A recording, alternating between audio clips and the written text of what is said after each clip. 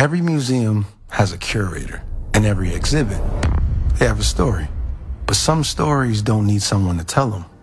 They just speak for themselves.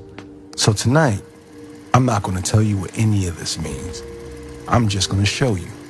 And I'm going to ask them a few questions along the way, not because I expect an answer, but because some things deserve to be asked, even in silence. This one's from the inner city of South Central. Before any of it, before the triple-doubles, before the MVP, before anybody outside of Los Angeles knew his name. Because why not? This was the next chapter. The Sonics made him the number 4 pick in 2008. No one in OKC could have told you what he'd become. And this is the one people point to, like it explains everything. It doesn't. Well, not really. Russ, what kept you going all those years? What made you get back up night after night when the whole league had a highlight reel of you falling down? Yeah, I figured that.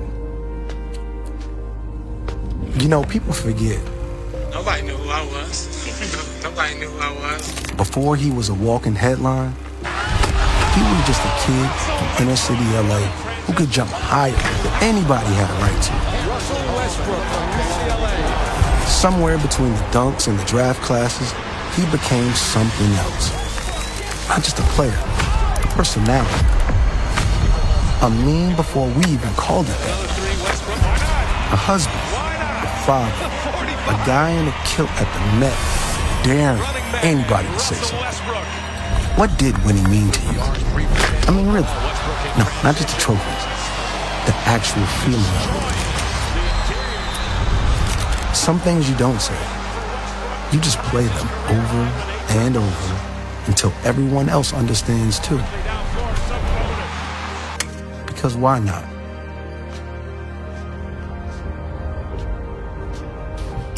This swing isn't finished yet. That's not a mistake. We left it this way on purpose. Because whatever's next, the mentorship, the foundation, the kids who are going to grow up wanting to move just like he did, that part hasn't been built yet either. Were you ever afraid of what happens after the game stops needing you? This swing isn't finished. Neither is he. And that's the point. Last question. Now that you decided to step away from everything on your own terms, what are you the most proud of?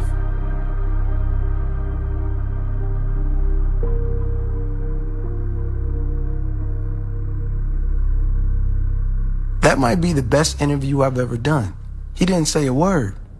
And somehow, I understood everything.